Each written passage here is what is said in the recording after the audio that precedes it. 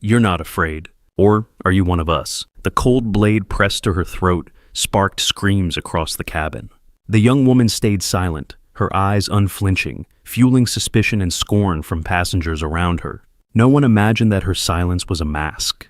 And when the SEAL commander quietly placed a gun in her hand, the truth detonated. The woman they thought helpless was in fact a former CIA analyst, the only one cold enough to outwit the hijackers. Layla Carter sat in seat 14A, her hands folded neatly in her lap, her plain gray sweater and jeans blending into the background of the crowded flight.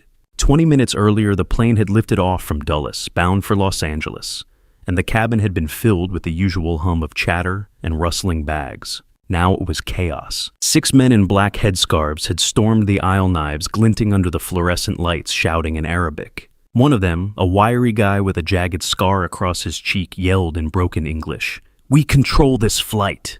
The captain will change course now." A woman near the front screamed, her voice cracking as she clutched her husband's arm.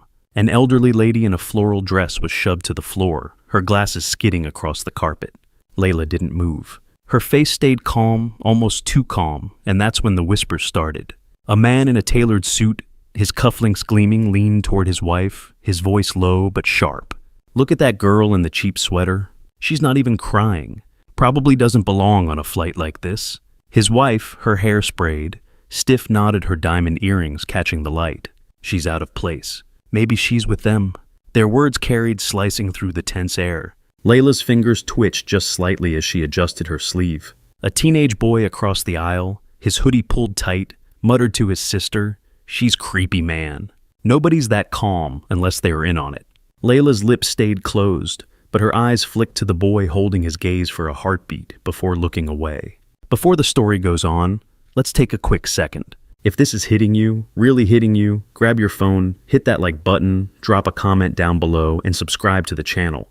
It means a lot to share these stories together, to walk through these moments that change everything. Your support keeps this going. The cabin grew louder, more frantic as the terrorists barked orders. The leader, a stocky man with a shaved head and a voice like gravel, grabbed the intercom from a trembling flight attendant. "Everyone shut up. You move, you die." His eyes scanned the rows, landing on Layla. Her stillness stood out like a sore thumb in the sea of shaking hands and whispered prayers. He strode over his boots, thudding against the carpet, and pressed the knife to her throat. "You're not afraid."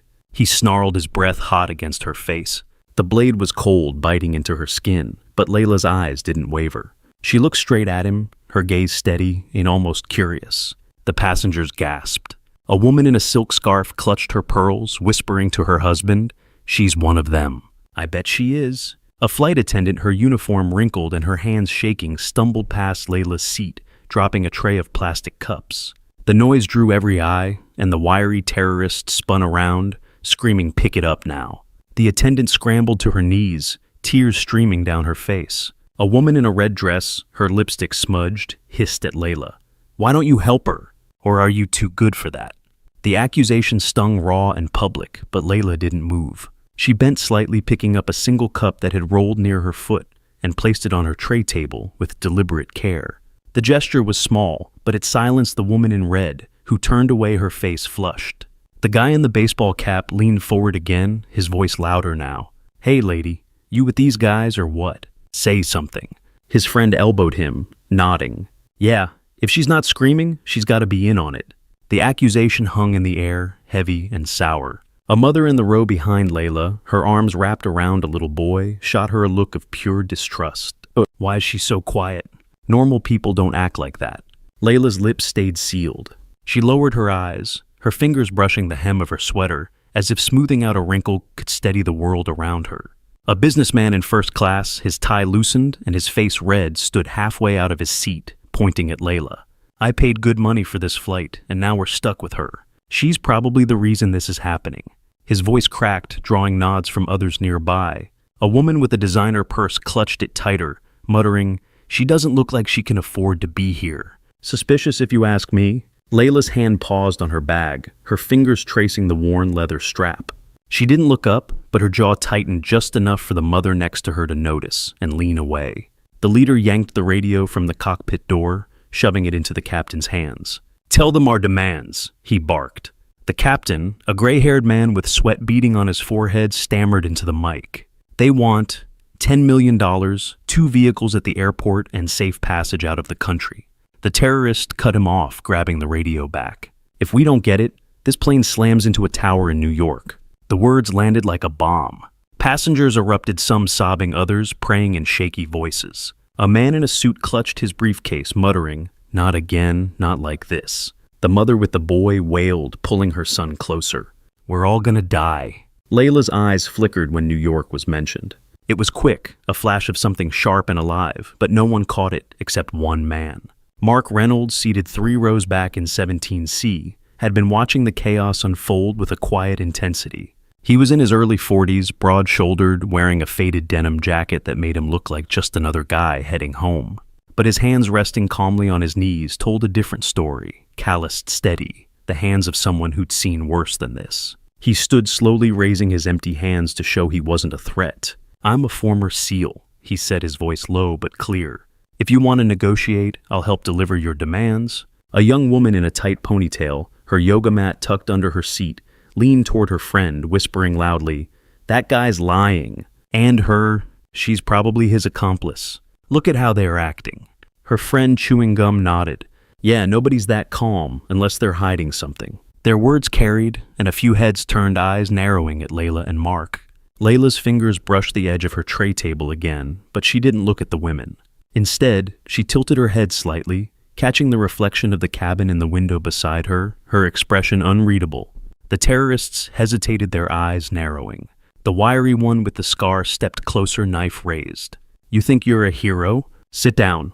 But the leader waved him off, sizing Mark up. "Fine. You talk to ground control. No tricks." Mark nodded, moving toward the front of the plane. As he passed Layla's seat, his eyes met hers for a split second. It was enough. Her calm wasn't the panic freeze of a civilian. It was something else, trained, deliberate. He brushed his hand against his pocket. A subtle move, then leaned in just enough to whisper, "I know who you are." Layla's face didn't change, but her fingers paused on her sweater. An older man in a golf shirt, his face flushed with fear, leaned across the aisle, his voice shaking. "Hey, you two, stop whispering. You're gonna get us all killed." He pointed at Layla, his finger trembling. "I saw her earlier, just sitting there like nothing's wrong. She's not normal." A woman in a floral blouse, her hands clutching a rosary, nodded fervently. "She's got no business being so calm. It's unnatural." Layla's hand rested on her bag, her fingers still for a moment, then she adjusted her posture, sitting up straighter, her eyes fixed on the seatback in front of her. The leader caught the exchange and stormed over, his knife flashing. "What's this? You two know each other?" He grabbed Layla by the arm, yanking her to her feet. Her bag spilled onto the floor, a worn notebook and a pen clattering out. The passengers gasped again, their whispers turning into shouts. Victoria, a wealthy woman in her 50s, dripping with gold jewelry and a fake tan, pointed a manicured finger. "I knew it. She's a spy or something. Why else would she be so calm?" Her voice was shrill, cutting through the cabin. Another passenger, a guy in a polo shirt with a slicked-back ponytail, chimed in. "Yeah, she's not one of us. Look at her. She doesn't belong here." A small photo slipped from Layla's notebook as it hit the floor, landing face up. A younger Layla, maybe 20, standing in front of a government building, her arm around a man in a suit. The sight of it made the guy in the polo shirt scoff. "What's that? Some kind of fake ID picture. She's definitely hiding something." The passengers nearby craned their necks, murmuring. Layla bent slowly, picking up the photo with steady hands, and tucked it back into the notebook. Her face didn't change, but her movements were deliberate, like she was reclaiming something private. The leader's eyes narrowed, but he didn't notice the photo. He shoved her again, harder this time. Layla stumbled as the terrorist shoved her into the aisle, her hair falling loose from its ponytail. The knife was back at her throat, and the leader's voice was a low growl. "You're a spy, aren't you? Tell me." The cabin was a mess of noise, now cries, accusations, fear. A teenage girl in a hoodie shrank back in her seat, whispering to her mom, "She's gonna get us all killed." Layla's knees hit the carpet, but her face stayed blank. She didn't beg, didn't explain. She just looked up at the terrorist, her eyes locking onto his, and said softly, "You're wasting your time." A middle-aged woman with a loud floral scarf, her hands clutching a crumpled tissue, stood up, her voice trembling with rage. "You're gonna ruin everything. Just admit it, you're with them." Her words sparked a chorus of agreement, passengers nodding, their fear turning to fury. A man in a baseball jersey, his face red, shouted, "Yeah, why else would you just sit there? Say something, or are you too scared to admit it?" Layla's fingers curled around the edge of her notebook, still on the floor, but she didn't pick it up. Her eyes flicked to the woman, then back to the aisle, her silence louder than any response. The words were quiet, but they cut through the noise like a blade.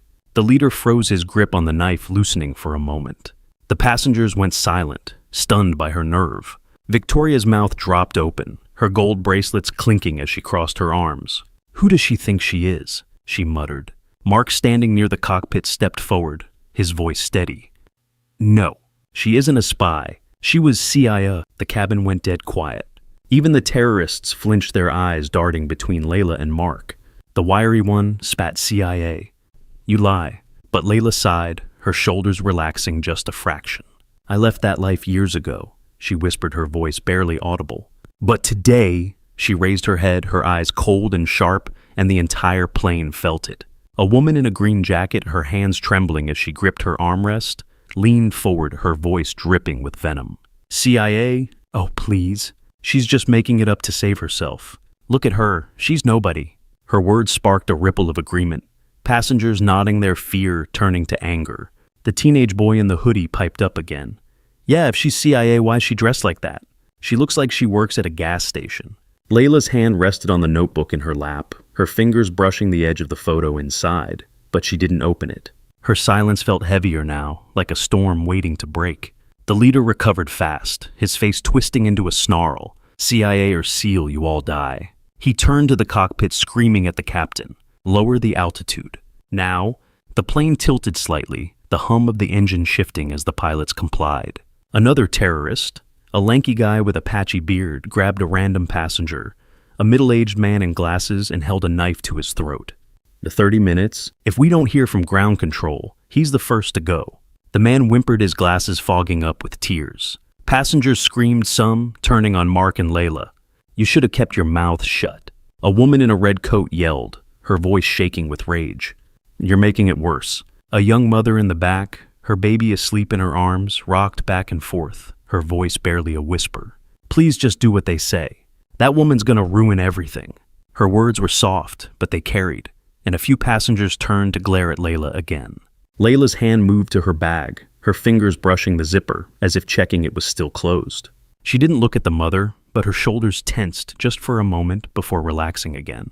The air in the cabin felt tighter, every breath heavy with fear and blame. Layla stayed on her knees in the aisle, her notebook still open on the floor, pages fluttering in the recycled air. She didn't look at the passengers or the terrorists. Her hands were steady now, resting on her thighs. Mark, standing near the cockpit, caught her eye again. His hand moved to his jacket pocket, slow and careful, pulling out a small sidearm, barely noticeable, tucked against his palm. He'd carried it through security, a perk of his clearance, and now it was their only shot. He stepped closer, pretending to adjust his stance, and slipped the gun into Layla's hand. "You have the skills," he whispered. "I trust you more than anyone." A passenger in a leather jacket, his face pale, leaned forward, his voice hoarse. "What are you doing?" "You're gonna get us all shot." He pointed at Layla, his hand shaking. "She's holding something. I saw it." The accusation made the wiry terrorist spin around, his knife raised, but Layla's hand was already under her sweater, the gun hidden. She didn't look at the man in the leather jacket. Instead, she tilted her head slightly, her eyes catching his for a moment, and he shrank back, his words dying in his throat. Her fingers closed around the grip, trembling for just a moment before going still. Her eyes hardened like steel, locking into place. The cabin didn't see it. They were too busy crying, praying, or glaring at her. The leader was pacing now, smirking, thinking he'd won. "We're almost there," he said, glancing out the window at the approaching skyline. Victoria, still clutching her gold bracelet, sobbed into her hands. "We're all gonna die because of that foolish girl," she choked out. The guy in the polo shirt nodded, his voice bitter. "Should have never let her on this plane." A flight attendant, her hands still shaking, tried to pass out water bottles, her voice breaking as she moved down the aisle. She stopped near Layla, her eyes wide with fear, and whispered, "Please don't do anything stupid." The words weren't cruel, but they carried the weight of the cabin's distrust. Layla didn't respond. She reached out, taking a water bottle, and set it on her tray table without opening it. The gesture was small, but it made the flight attendant pause, her hands trembling less as she moved on. Layla's hand tightened on the gun hidden under her sweater. She stayed low, her head bowed, waiting. The air felt thick. Every sound amplified the hum of the engines, the sobs of passengers, the terrorists' shouts. A woman in the back was whispering the Lord's Prayer, her voice shaking. The elderly lady from earlier, still on the floor, reached for her glasses, her hands trembling. Layla's eyes flicked toward her just for a second, and something softened in her face. Then it was gone. An older woman in a knit cardigan, her hands clasped tightly, leaned toward her husband, her voice low but cutting. "That girl's gonna be the death of us. Why doesn't she just admit who she is?" Her husband, his glasses fogged, nodded. "She's trouble. I knew it the moment I saw her." Their words were meant to be private, but they carried, and a few passengers nearby murmured in agreement. Layla's fingers brushed the edge of her notebook, her movement slow, deliberate, as if grounding herself in the chaos. The leader turned back to the cabin, his smirk wider now. "You see, no one can stop us." He raised his knife, pointing it at the passengers. "You're all nothing." That's when Layla moved. She sprang up, her body a blur, and took him down with a single precise strike to the throat. He gasped, collapsing, the knife clattering to the floor. Mark was already moving, tackling the wiry terrorist with the scar. Two other passengers, a burly guy in a flannel shirt and a young woman with a buzz cut, jumped in, grabbing the lanky one's arms. The cabin erupted in chaos, but this time it was different. The pilots, hearing the commotion, seized the controls, pulling the plane up sharply. A man in a tracksuit, his face slick with sweat, stood up, his voice cracking with relief. She did it. She actually did it. He clapped his hands, tears streaming down his face, and a few others joined in their applause, hesitant at first, then louder. The mother with the boy looked at Layla, her eyes wide, and whispered, "I was wrong about you." Layla didn't acknowledge the words. She stepped over the leader's body, her movements calm, and handed the gun back to Mark, her face unreadable. Passengers screamed, but now it was relief, not fear. The remaining terrorists froze, caught off guard, and Mark's team of makeshift allies disarmed them one by one. Layla stood over the leader, the gun still in her hand, her face calm but unyielding. She didn't say a word. She didn't need to. The elderly lady on the floor looked up at her, tears streaming down her face, and whispered, "Thank you." The mother with the boy clutched him tighter, her sobs turning to gasps of gratitude. A young man in a graphic tee, his hands still shaking, stood up, his voice loud but unsteady. "I'm sorry, okay? I thought you were, I don't know. I was scared." He looked at Layla, his eyes pleading, but she didn't respond. She bent down, picking up her notebook, and tucked it into her bag with the same deliberate care she'd shown all along. The cabin was quieter now, the weight of what had happened settling over everyone. Mark walked over, his denim jacket scuffed from the fight. He looked at Layla, a small smile tugging at his lips. "You stayed silent the whole flight," he said, his voice low enough for only her to hear. "But with one act, you saved 200 lives." The passengers were still crying, some kneeling, others calling her name. "Layla, Layla." The guy in the baseball cap, his face pale, stammered, I'm sorry. I didn't know." Victoria, her makeup streaked with tears, just stared, her bracelet silent for once. A woman in a blue blazer, her hair pulled back tightly, stood up, her voice shaking but loud. "I owe you an apology," she said, addressing Layla directly. "I thought you were nothing but you. You're everything." Her hands fidgeted with her scarf, and she sat down quickly, her face red. Other passengers nodded, some whispering apologies, others too stunned to speak. Layla didn't acknowledge them. She adjusted her bag on her shoulder, her movements slow and precise, as if the weight of their words didn't touch her. The plane leveled out, the pilots radioing ground control. The cabin was a mess, spilled bags, crumpled tissues, a knife still lying in the aisle. Layla handed the gun back to Mark, her fingers steady now. She didn't look at the passengers or acknowledge their apologies. She just picked up her notebook, tucked it into her bag, and sat back in 14A. The air felt different now, lighter, like the world had exhaled. Hours later, after the plane landed safely in a secured airport, the fallout began. The guy in the polo shirt, a mid-level exec named Greg, was let go from his company after his rant against Layla went viral on social media. Someone had recorded it, and the clip spread like wildfire, his name trending for all the wrong reasons. Victoria, whose full name turned out to be Victoria Langston, lost her sponsorship with a luxury brand when her tearful accusations were exposed online. The young guy in the baseball cap, whose name was Ethan, posted a public apology, but his friends distanced themselves embarrassed by his behavior. None of it was dramatic, just the quiet weight of consequences catching up. Layla didn't stay to watch it unfold. She walked off the plane, her bag slung over her shoulder, her steps even and unhurried. Mark followed a few paces behind his presence, steady but silent. The passengers watched her go, some whispering her name, others too ashamed to meet her eyes. She didn't turn back. She didn't need to. Her silence, once a target for their scorn, now carried a weight they couldn't ignore. Years ago, Layla had been different. A grainy photo in her bag showed her at 20, standing next to a man in a suit, both of them smiling in front of a CIA SEAL. She'd been sharp then too, but softer, her hair pulled back in a tight bun, her eyes bright with purpose.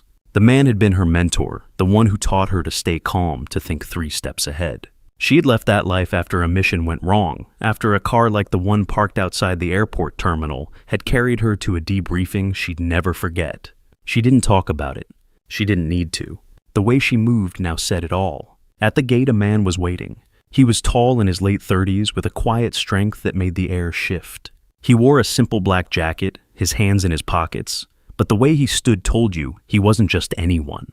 The passengers froze when they saw him. Victoria's bracelets clinked as she turned away, her face flushed.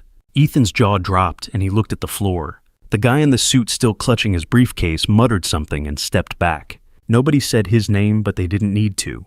His presence was enough. He walked over to Layla, his eyes softening as he reached her. "You okay?" he asked, his voice low. She nodded just once and adjusted the strap of her bag.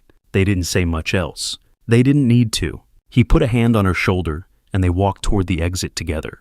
The crowd parted, their whispers fading into silence. Layla's steps were steady, her head high, not because she was proud, but because she'd always known who she was. The airport was buzzing now, news crews setting up cameras, passengers hugging their families. Layla and her husband didn't stop for the reporters. They didn't pose for photos or answer questions. They just kept walking, her hand brushing his as they moved through the terminal. Behind them, the world was catching up, piecing together what had happened. But Layla didn't look back. She never did.